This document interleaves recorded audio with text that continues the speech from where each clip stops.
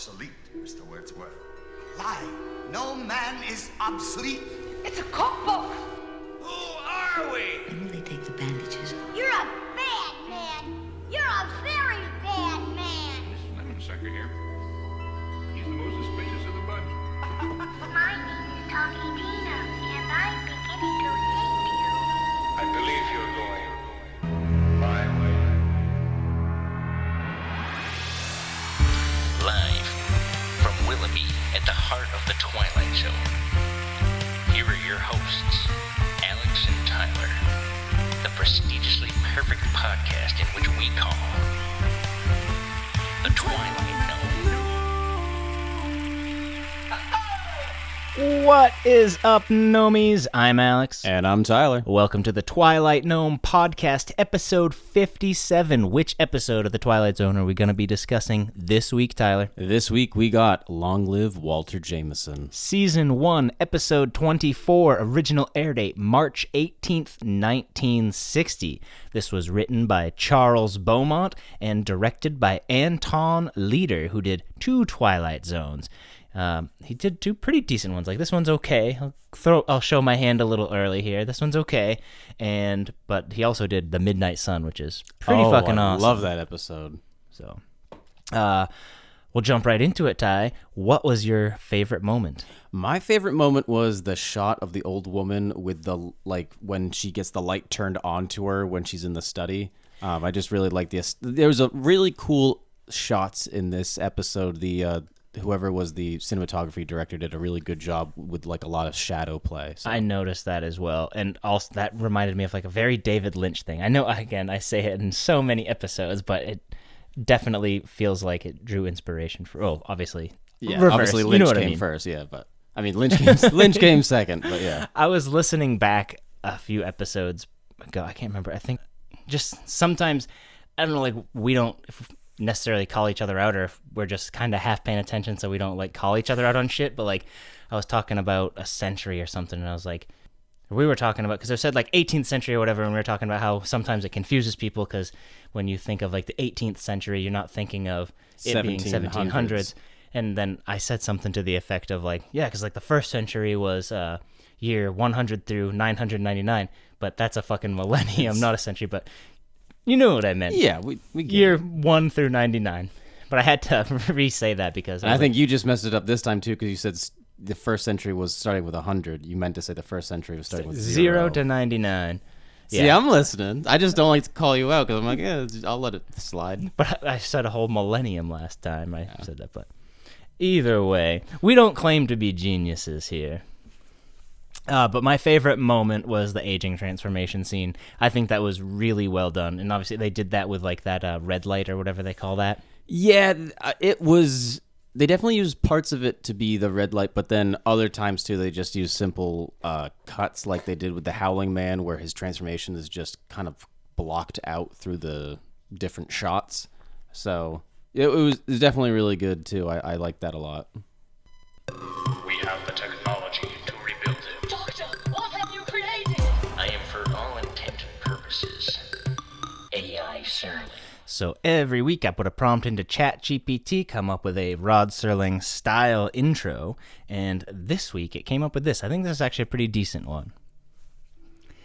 Portrait of a man, Walter Jameson, esteemed historian, gifted lecturer, and quiet enigma. He walks the corridors of academia with the air of someone who's not just studied the past, but has lived it. His lectures are more than passionate, they're hauntingly precise, as if each date, each battle, each fallen empire is a memory rather than a lesson. But tonight, Walter Jameson's past is catching up to him, not in a dusty textbook or yellowed scroll, but in the flesh. For in just a few hours, history will no longer be his to recite. It will be his to answer for. Mr. Jameson is about to receive a final exam in truth and consequence, penned, as always, in the Twilight Zone. A lot better than the intro that Rod gives. Rod's is very... we were kind of talking about it earlier, but Rod's intro in this episode doesn't really make a whole lot of sense. He's talking about at 12 o'clock, and then he's saying it's a really stark and scary story when it's not, so... Definitely a lot better. That, and it's very long, and the whole broken up into 2 parts, which I think happened quite a bit in season 1. Yeah, I remember I know people are like all over it, does it? The Lonely, I definitely recall they had like several breakups of him like talking, then going back to talking. So, yeah, definitely a season 1 thing. All right, so every week, Tyler and I come up with a few questions for each other to keep each other on our toes while watching said episode. This week, I have 3. I have 4. All right, go for it. All right. What is the date of the journal entry that he reads from? September 11th, What year? 1864. Correct. Did you pull that out of your ass? Or I figured I think that you was knew the the- last year of the Civil War. So. I know that you like the Civil War, or well, you know enough about history to know when it was. Yeah, So rough idea of the time frame, and I knew it ended in 64, I believe, so shot in the dark. But I do remember the 9/11 stood up. yeah. What time is dinner? 7. It is. Shot Shot in the dark? Shot in the dark. What is on the far right of the fireplace mantle in Sam's house? Is a on the mantle. I don't know. Is it a bust of someone? Nope, it's 2 books stacked on top of each other. I thought you were gonna, because it was kind of a trick question, because right next to it, like if you are only looking quickly, you'd probably say an obelisk, because there's like a black obelisk standing at the end. But if you look a little bit further to the right, there's 2 books kind of stacked on top of each other. What does Sam teach? He teaches history. Sam. Oh, what does Sam teach? He teaches chemistry. Good job. Yeah. So you said that with quite a bit of fucking... I'm terrible with names. Like, I usually, like, you'll notice I'll be like, you know, that guy, him, she. Like, I'll be like, I don't remember their names in this. At least with this one, it's easy to remember. The main character is Walter, so... Walter Jameson. Exactly. Who is playing white in their chess match? Oh, I didn't even notice that. I believe it is Walter, though. Shot in the dark? Yeah. It is Walter. He had a 50-50 shot. What number is Walter's house? I don't even think I saw a number there. It was 712. 323. All right. What year did Walter apply for a post at the university staff? Was it like... It was in the 40s. So it was 12 years before this, which is 59... 47. Correct. You just did the math backwards, and you're like, okay, well, I know the year it came out, and it was 8 years before that. Yep. All right, we'll jump right into the plot of this one. We open up on a university, and we have college music. Do you like that college music? I did. I enjoyed it. It was very... Dun, dun, dun, dun, dun, dun. It's a bit hokey, but it sets the scene. All right, and it's season 1, so we get a Rod intro right off the bat, but only part 1 of it, because there's a good, 2 minutes between part 1 and part 2. You're looking at Act 1, Scene 1 of a nightmare. One not restricted to witching hours and dark rain-swept nights. Professor Walter Jameson, popular beyond words, who talks of the past as if it were the present, who conjures up the dead as if they were alive. Yeah, that was very short because like you said, we get a second one a little bit later. For sure. Walter is giving a lecture on the Civil War. We see that there's an old man in his class, which kind of stands out because they're like, old people don't go to college, which... Still does happen. Like, when I was in college, there was, 1 or 2 people that would be like, oh, it's good for you to come back. I didn't go long, but I remember my first day in history class, there was someone that was, 60 in there. Yeah, never too late. Nope. But really clever of him to take on a teaching position as a history professor, because obviously if you've lived for 2,000 years, what better profession? Like, you have all this knowledge about history, presumably, because you've lived through it, so... Yep. He says he's going to read a journal entry from a major from the Civil War. Takes him 30 minutes to get to the page. And then Rod brings us in for part 2. In the view of this man, Professor Samuel Kittredge, Walter Jameson has access to knowledge that couldn't come out of a volume of history, but rather from a book on black magic, which is to say that this nightmare begins at noon. Dun, dun, dun. Makes no sense. We have no, is it noon right now? I think it's just more of an expression. Because obviously, later the episode takes place in the evening. Yeah, I think it's just more of an expression, but also the whole, calling it a nightmare. And then... He also could just be really good and passionate about history. Like, you know too much about history. You obviously must be 2,000 years old. Yeah, I mean, on their own, the reasons that Sam has to be suspicious of Walter are not very convincing, because one, he knows history well. That could be easily explained. Two, he seems to not be aging quite as fast as Sam is, but Sam's also acknowledged that he's like a decade older than him, so maybe just Walter hasn't hit the point yet where he starts aging rapidly. Right. And the other thing is the whole picture that we see earlier, which he could just be like, well, people look like other people. There's a picture of like an old woman that looks like just like Daniel Radcliffe. Like in other celebrities that like people look at old photos and be like, that looks just like this person. So I mean, those are fun. Those are fun to look at. I've seen quite a few. It's like oil paintings in museums, and like one looks just like Keanu Reeves and shit. Yeah, must be a time travel. That's the logical explanation. I mean, there's only so many faces people can have. Of course, like throughout history, some are gonna keep popping up. Like it could be a weird coincidence, but I mean, I wouldn't jump to, well, you must live forever. Yep. Sam talks to Walter after class. And he was like, who was this major? Can I see the journal? Can I borrow it? And I like how Walter says, oh, no, I don't allow absent-minded people to look. It's like, what the fuck? It's just a fun little backhanded not even a compliment, just a backhanded remark to his coworker. Sam asks Walter to dinner, and Walter asks, are you inviting me or is Susanna? And Sam says, oh, it's me. Can you come over at like 7 o'clock? He's like, all right, sounds good. From this, we can kind of piece together that obviously Susanna is a potential love interest for Walter. Yep. And apparently they live across the street. They're neighbors, because the next scene, Walter's leaving his house. He goes across the street.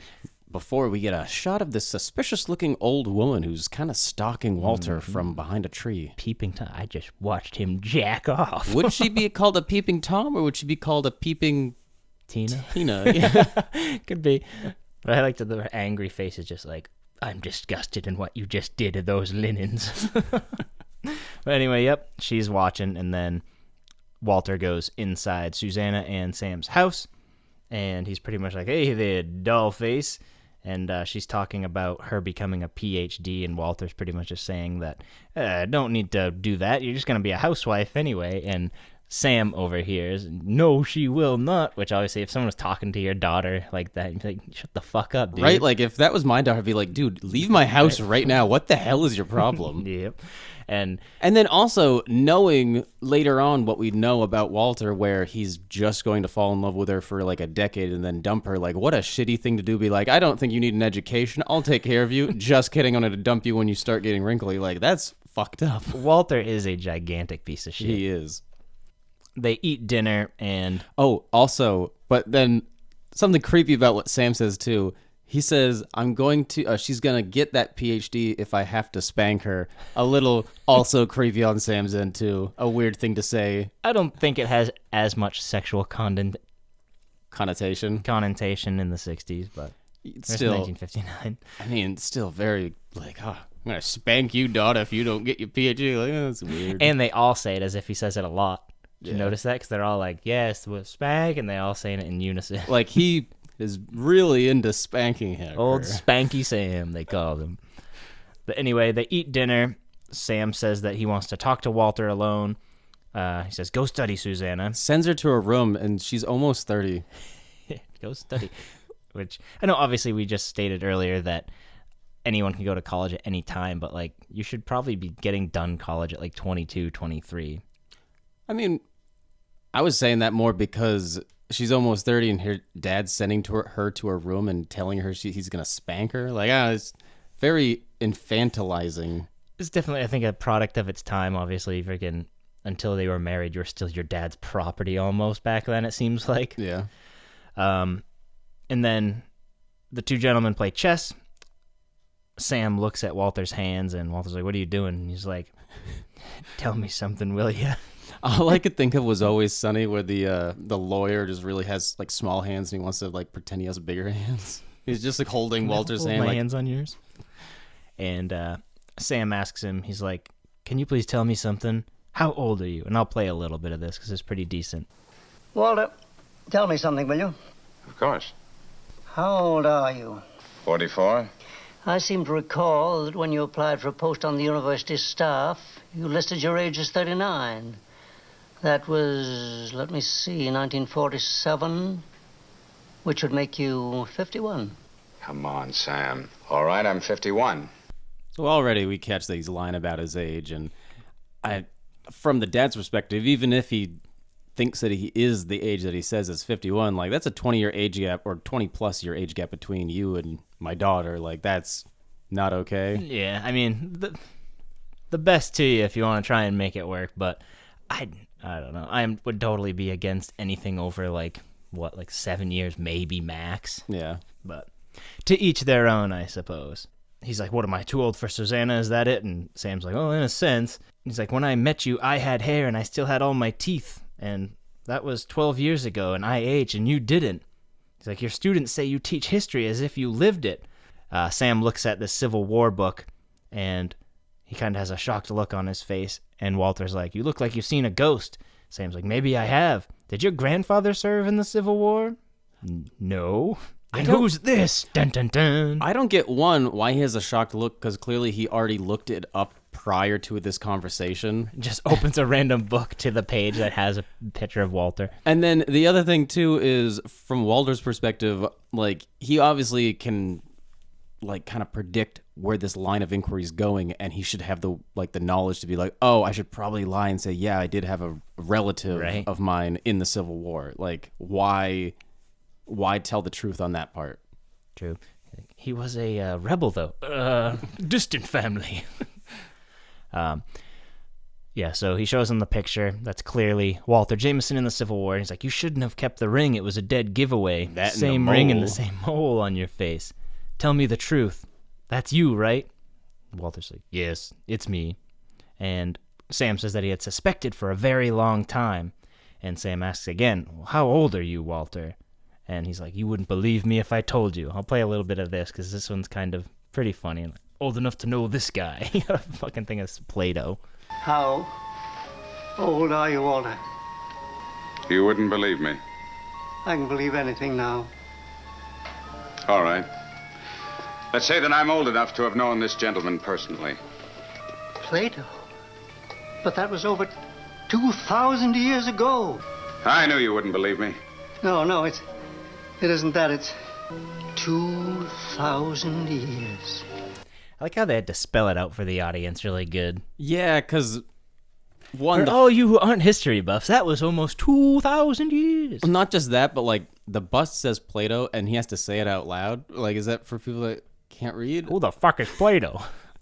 But then, also, if this guy's like a chemist, why does he have like a bust of Plato and like all these like archaeological things in his house? Like, you think that would be the house of Walter Jameson, where it'd be a bunch of like history stuff because he's the history professor, but no.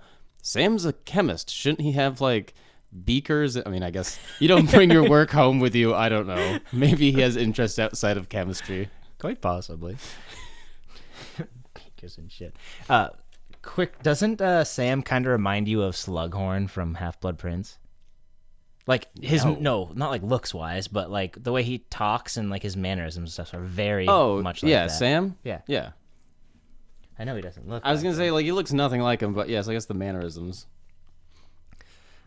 Sam asks him, come on, tell me your secret. Walter says, I can't because I don't know. He's like, I was like you. I was afraid of death. I dreamed of immortality. One day I met an alchemist, and he said it would be expensive, so I gave him everything I had. I was in a coma for like a couple weeks, and when I woke up, I thought the experiment had failed, but then my wife and children aged, but not me.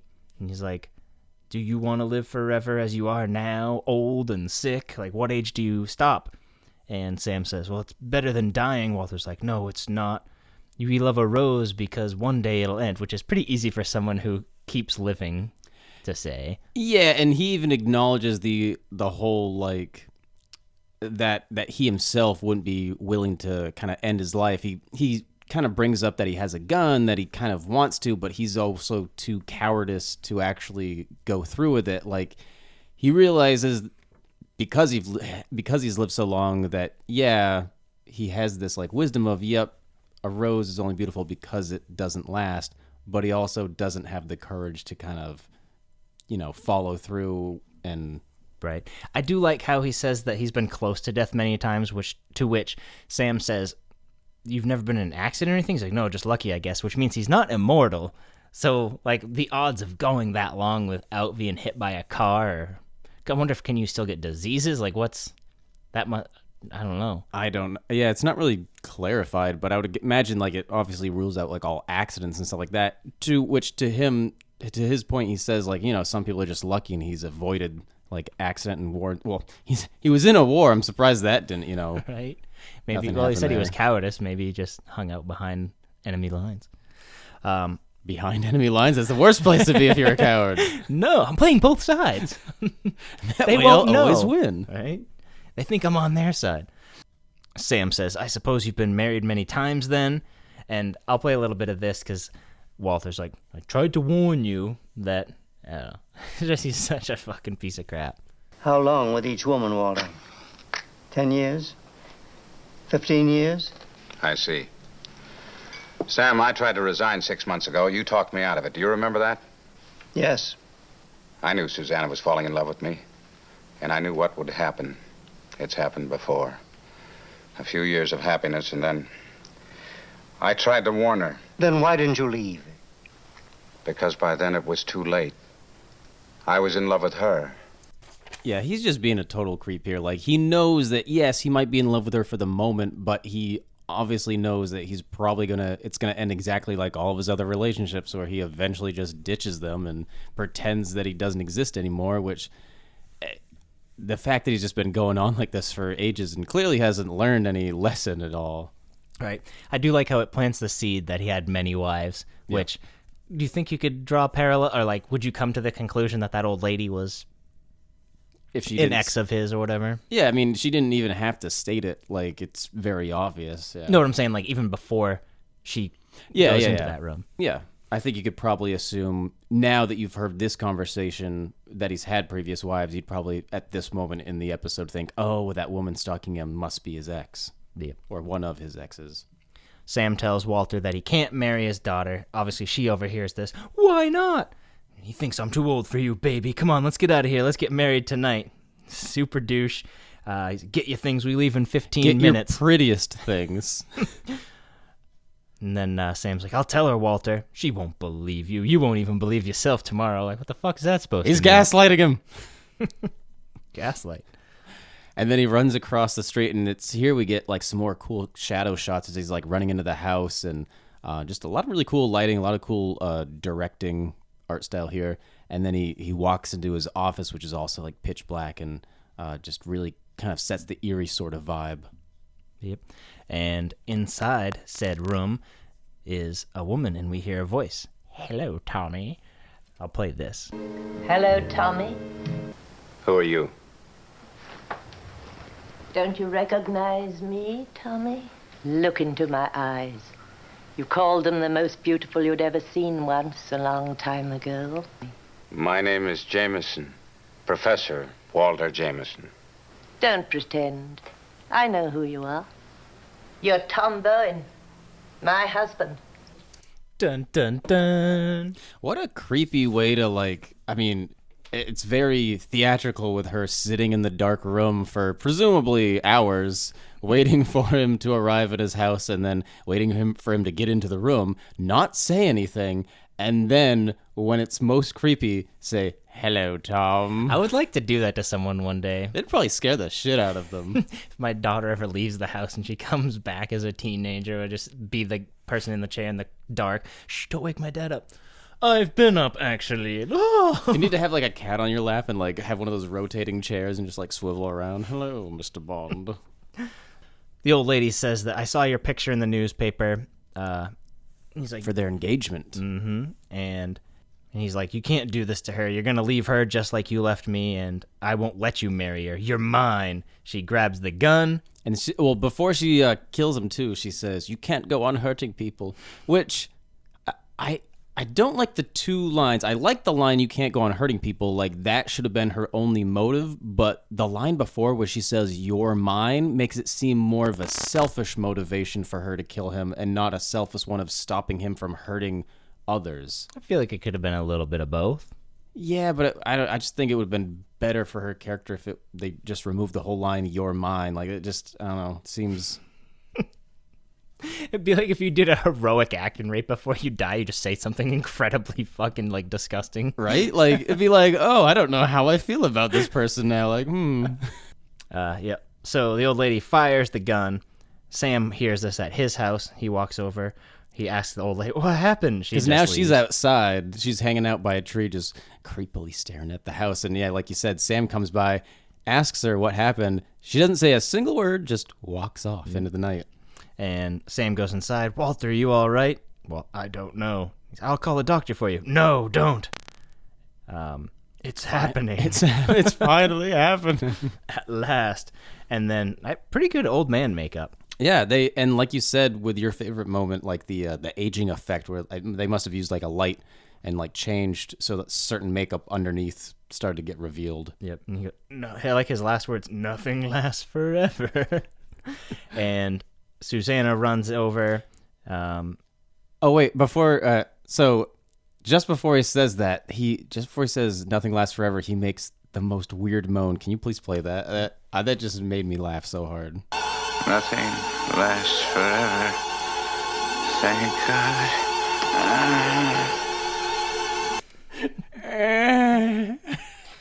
It's up there with Long Distance Call, the weird moans on the other end. Susanna runs over. Sam turns the lights off so that she doesn't see him. He's like, go home, Susanna.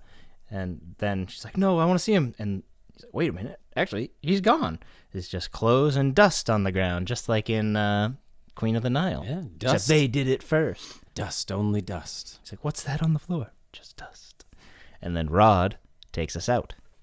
Last stop on a long journey. As yet another human being returns to the vast nothingness that is the beginning, and into the dust that is always the end. All right, and that is our episode. Tyler, what did you learn? Never post your engagement picture in the newspaper. No, don't be thirsty, nomies. All right, we'll jump right into ratings. IMDb currently has this at an 8.1 out of 10. Again, this one is very similar to Queen of the Nile. I think this one's slightly better, obviously just because it did it first, and I think the age makeup's better, and him being a history professor, it resonates with me a little bit more. I'm going to give this one a 6.5.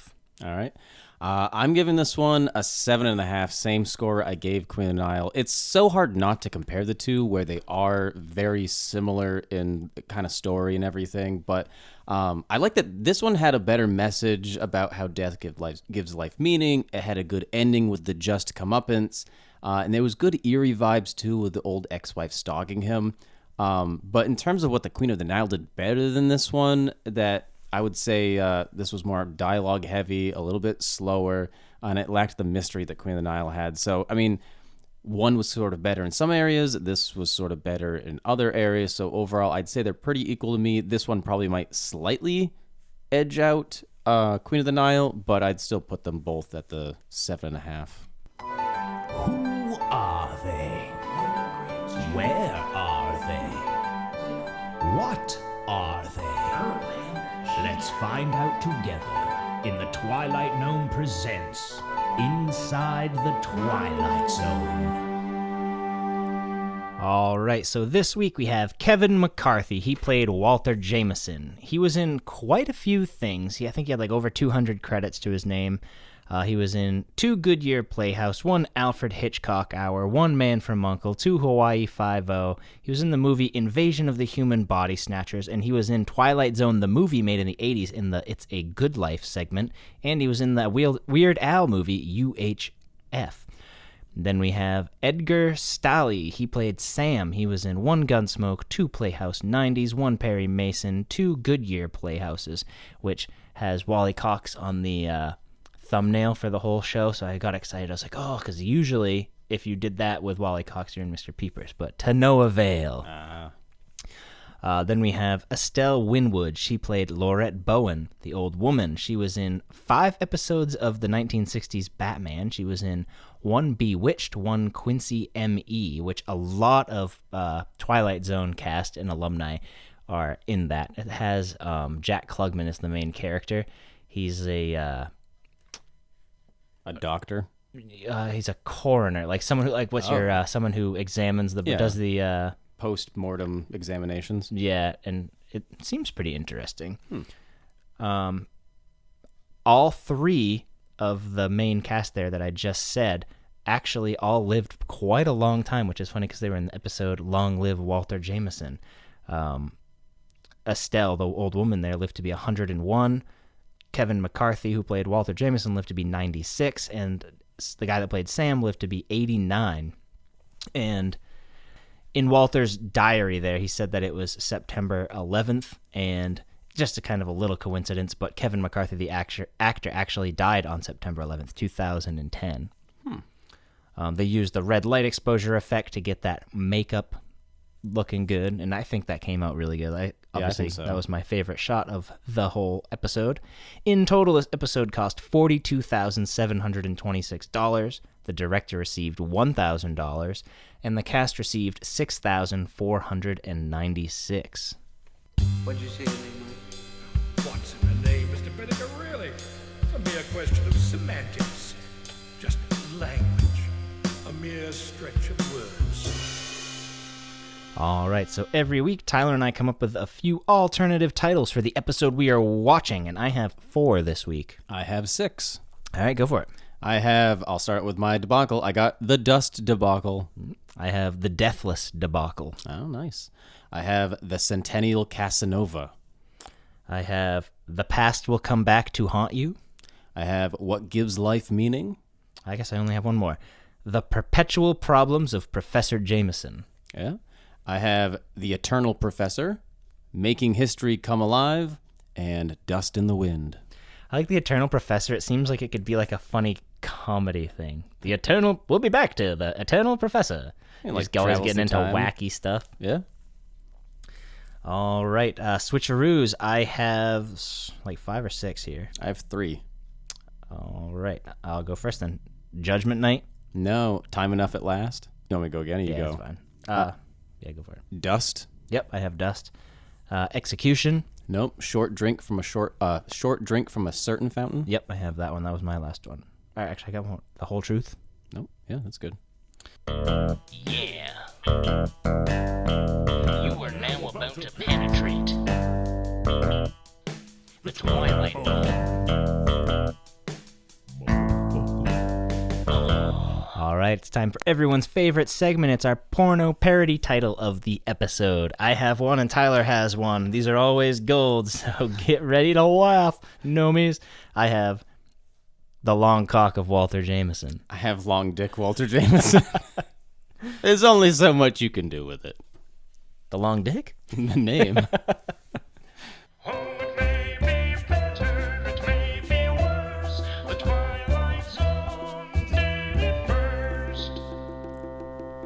All right, so no like direct references this time, but I found quite a few that just really came to the heart of what this episode was all about. First off, this really made me think of the 2015 movie Avengers Age of Ultron. At the very end, Vision kind of gives a speech to Ultron, and he says, "A thing isn't beautiful because it lasts," which kind of just gets at the heart of what this episode is all about.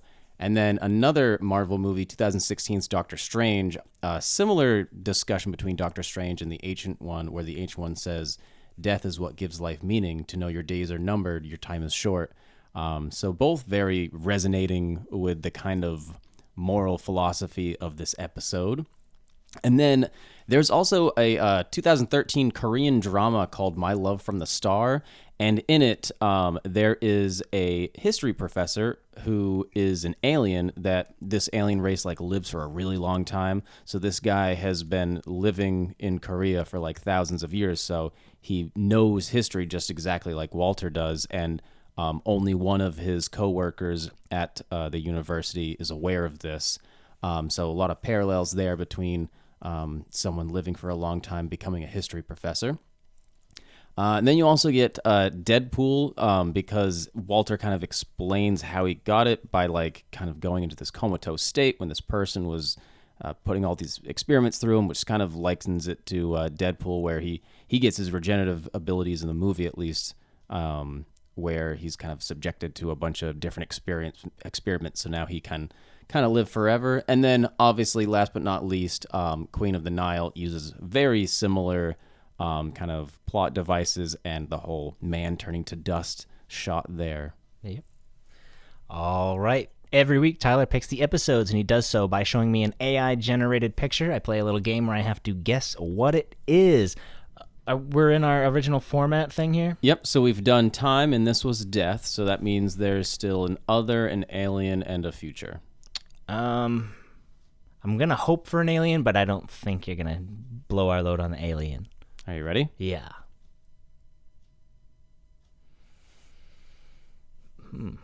Is it The Sound and Silences? Sounds and Silences, yep. That's season 5, I believe. It is season 5. I don't think I've seen this, but I've heard it's kind of crappy. It is. Oh. Well, you get to look forward to The Sounds and Silences. Even though the episode may not be good, we are sure going to poke the hell out of it with some fun, and we hope to see you guys there. But until then, a little bit of housekeeping. If you guys could please continue to like and subscribe on the YouTube page, it would mean a lot to us. We really want to get that goal of 100 subscribers soon. If you could also go to the Facebook page, give that a like and a follow. And if you need to get in contact with us for any other reason, you can email us at twilightgnome59@gmail.com. And shout out to Jeff Scheida for your comment on our video about all the different Twilight Zone Tower of Terror history and tribute. Thank you. It's great to interact with you guys, and love to keep those comments coming. Yes, thank you guys very much.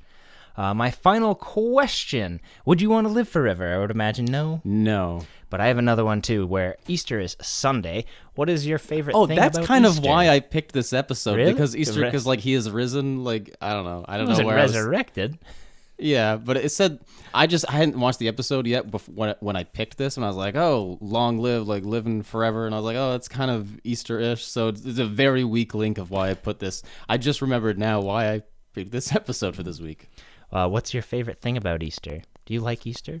I like the spaghetti we eat, which is not really... most people don't do that for Easter, but... Yeah, we do have a spaghetti dinner every Easter. I guess I would say deviled eggs. Is that an Easter thing? No? I guess, but since it's about Jesus, probably deviled eggs on Easter, but... I don't know. I like the food of Easter. Food's good. You don't really like candy, though, right? No. So, no chocolate rabbits this Sunday? No. I mean, I guess the egg hunts, those are classic. Those are fun. Gotta have a good egg hunt.